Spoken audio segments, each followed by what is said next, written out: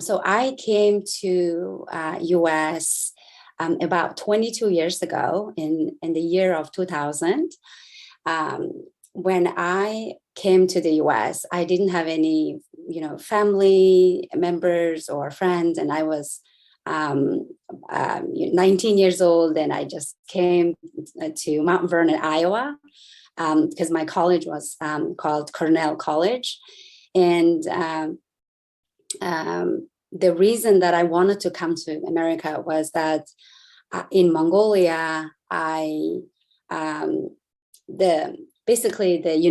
education system in Mongolia was very, very different from America. So when I was in middle school, I think I was in sixth or seventh grade. Actually, it was in sixth grade. I had a really great opportunity to have a Peace Corps teacher who taught me English.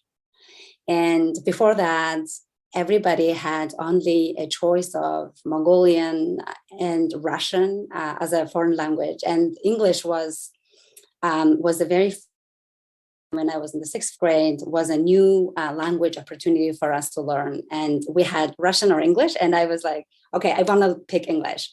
And the Peace Corps teacher who came at that time to Mongolia was very amazing. And that was the first time I get to interact with an American person, because I was living in a small town in Mongolia that was very remote, and we didn't even have paved road to the capital city at that time. We didn't have much of textbook, anything, but his name was Leighton Croft, and he came to our small town and taught us English, made it a lot of fun. He taught like songs and a lot of different fun activities that made the English class very interesting. And we had this tradition that in Mongolia, like they don't give much compliments to kids, and like very strict discipline. I think like they just usually just say, oh, you need to improve, or you're not good. Like those are the very common comments that teachers or parents give. But when I was learning English, Leighton said, oh, you guys are doing really well, my beautiful students. And so that experience was very positive and inspiring. So I wanted to continue learning English. And so after I finished my high school in my hometown, Bayonghongor, I came to the capital city to study in college. And then the college was also very, very teacher-centric. We were just supposed to like write down what the professors are saying. We weren't allowed to ask questions in the classroom. Questioning the teacher wasn't even possible. So it was very like teacher-centered. And I like to speak up and speak my mind. And I really remembered my Peace Corps teachers. I wonder what it would be like to study in college in America. And so that was one reason. And also during like my first year of college in Mongolia, I worked with some American students who needed interpreter or translator in Mongolia when they were traveling countryside. So I was helping them. And they told me that even though my English, I felt not very confident in my English level, but they said, they really encouraged me, yeah, you can apply to schools in the US. And that was a really like inspiring for me to like hear, like, oh my gosh, I thought it was really, really far and impossible to go there. But they said, no, you could try. But I think one of the main factors for me to come out, leave Mongolia was that we were basically living in a very, I don't know how to say, in different countries, it's called differently. Like I think in Brazil, it's called slum, or in some areas called different names. But we were living in a Ger district in Ulaanbaatar, which is not connected to any plumbing, indoor, like a water system or heating system. So we had like outdoor toilet, and the houses were not, we don't have running water. Basically, we didn't have any running water. So we had to spend a lot of time going to like well, bring water by hand. And that trip takes really long time. It takes a lot of time. And after I came to the capital city, I saw some people were living in an apartment with running water. And I was like, wow, this is really cool. Like you save a lot of time. And so basically the economic condition, the poverty in which I was living was another factor that I wanted to improve my life. I wanted to one day want to live in a house with running water. So that was my dream. Like, because if I stayed in Mongolia, it's very expensive to move out of that area, the Ger district, to the apartment area where it's connected to the running water. And making that jump is very, very difficult economically, because if you're born in that area, it's hard to just buy a house or apartment in a better off area. So I wanted to improve my living conditions. And another factor was that my dad was disabled, and he was a very, very heavy drinker. So he would drink every day, and he would make it very hard for me to study. And I wanted to study well, especially my English, so I can take my English exam to come to America. But his drinking problem was very, very difficult for me to spend some time focusing on my study, but I still had to take care of him. And, when he fall down somewhere, I have to like drag him home. And all of that was a really big chore, but that gave me a strength for me to realize, in order for me to get out of this poverty, I need to work really hard. And it's only me. I have to strive. I can't wait for my mom or my dad to help me, send me to abroad or anything like that. So it really, all these life circumstances led me to really study hard and learn English, and then apply for scholarships. So when I came to Cornell College in Mount Vernon, Iowa, I had about 60% of my scholarship was covered was provided by the college, but I still have about 40% that I had to come up with. And that was, at that time, that was a lot of money, even for Mongolia, because like the annual income of households is about $2,800 in Mongolia. So the college tuition that I need to pay was like $12,000 or $15,000. And even my parents didn't even have anything to borrow money, like they didn't even have any bank account. And it was really, really big gap that I had to do something. And so I came to America, and I had an American roommate.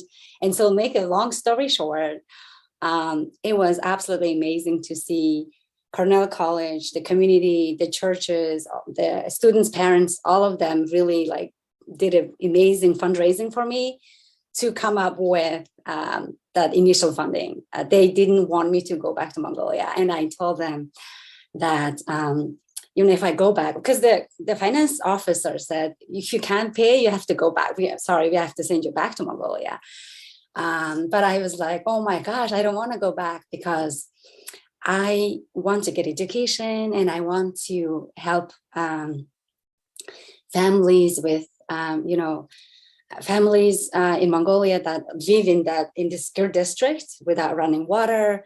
There's so many problems I want to help solve in Mongolia. Air pollution, the soil pollution, and lack of education, domestic violence, alcoholism. There's so many things that I want to help, but without education from America, I can't do any of this. So, so because I was very young, and I was, sharing all this news with my campus, friends and stuff, they all came together, and so they raised funding for me.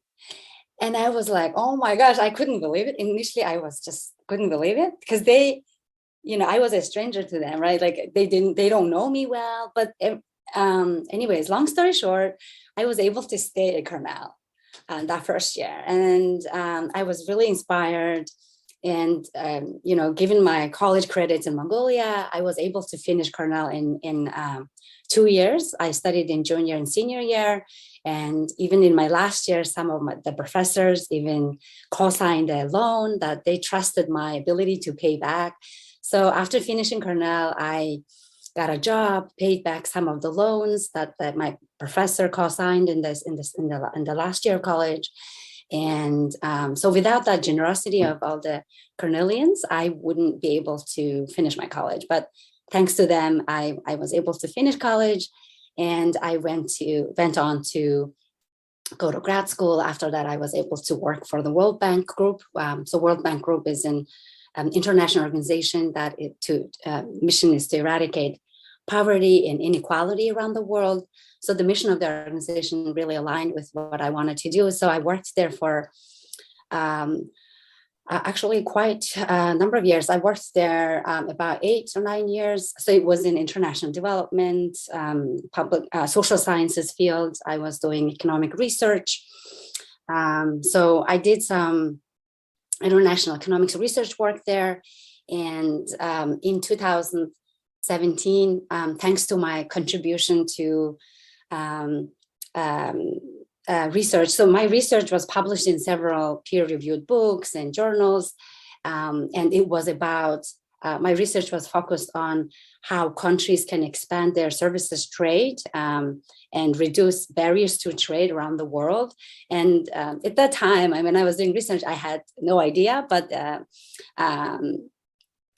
in 2017, my manager, my research colleagues were really they pointed out the impact of this research. It was not just my work, my team's research was really impactful on the US economy. The US trade, we call it Services Trade, American Services Trade Association based in DC, and World Trade Organization, and a couple of organizations in Paris. They all recognize my impact and contributions to this research to American economy. So I got what you call a green card or permanent residency card in the EB1 category, which is due to scientific work and research and impact the U.S. economy. It was great. So I continued to experience a lot of positive generosity and help from a lot of people since I came to U.S. And in 2018, I wanted to shift from international development space to technology, because I saw the impact of technology was transforming companies, processes, and efficiencies. And we were dealing with, especially in the World Bank, when we were doing research, we were dealing with a lot of data and we were manually managing them. And I wanted to learn about technology so that we can be more efficient in processing this data just manually. So I decided to go back to school, graduate school called Carnegie Mellon University. So I came to CMU in 2018, Pittsburgh, PA, did 2 years of graduate school program studying data analytics, data science, artificial intelligence, how AI and machine learning, artificial intelligence and machine learning can help process big data in a short amount of time, and we can learn some intelligent predictive analytics capabilities from the AI and machine learning tools. So that's what I focused on in grad school. And after I finished that, I started working at product and technology team in PwC. And so I've been in the PwC technology sector since 2020. And what I realized since I came to technology was that there is a lot of opportunities for young folks coming to the sector. But when we think about the gender, I put here some of the stats here that I got from a tech nonprofit organization who was doing a research on this topic. So in the US, this is not a global number, but just the US number, about 57% of the college degrees are awarded to women. So women are, large majority, they are going to college and getting degrees, but only 2% of those are in computer science and tech, STEM and tech disciplines. When I came to technology sector, PwC, lot of the software engineers and solutions architects, front-end developers were men. I didn't see as many women as I expected as well in my, when I come to office in my room. So I think that there is a big room for girls and women in general to join technology sector and enjoy the benefits, because as of now, there are millions of jobs unfilled in technology sector. I mean, I experienced that in my team as well. Like we always are looking for tech skills and capabilities. So the demand for technology is really high due to the recent digital transformations, and also due to recent events like COVID. During COVID, a lot of people became remote, and they wanted to do their work not just manually, but want to use softwares and technology to automate a lot of the tasks. So I think there is no question that there's a lot of opportunities in technology. And if you go back to the next slide. And given my also background in Mongolia and the economic difficulties in Mongolia, so Mongolia doesn't have a whole lot of stuff that they export to the rest of the world. Majority of what they export is raw materials like coal and mining, and their economy is not diverse at all. So I thought that helping Mongolia with this, my bridge of, okay, there is a lot of opportunities in technology, and this Mongolian economy is largely focused on coal mining, agriculture, and exporting raw coal and copper. There might be some opportunities. So this is just also a background context in Mongolian economy. Given the time, I want to move fast. So we, okay, I just put a timer. My timer says it's 20 minutes. So given this, my personal background and my professional journey of working in the social sector and also technology sector, I wanted to set up this nonprofit organization called Tech Education Fund. And we wanted to provide scholarships or very low interest rate student loans to students who have this initial gap. There are a lot of Mongolian students who come to want to study in the US, to study technology, to study in STEM field. But even after they get a scholarship from the universities, they have this gap funding that is a big obstacle for them to come and study in a college. So the main purpose of the Tech Education Fund is to raise funding among the community in the US. So I've been reaching out to a lot of Mongolian professionals or business owners who are doing really well in the US, and also local community members here in Virginia. And we wanted to come up with some funding. And then this year, so far, since May, early May this year, we've been raising a funding of $10,000. So we've collected about $10,000, and we've identified 2 Mongolian girls who want to study computer science at Gannon University in Erie, Pennsylvania. They had some gap funding after they got all the scholarships. They still had needed some funding. So of the $10,000 that we raised this year, we wanted to provide that to the students. And the reason that we want to make it a zero interest rate or very low interest rate loan initially was that once the students pay back, we will have another set of, the available funding to fund another set of students.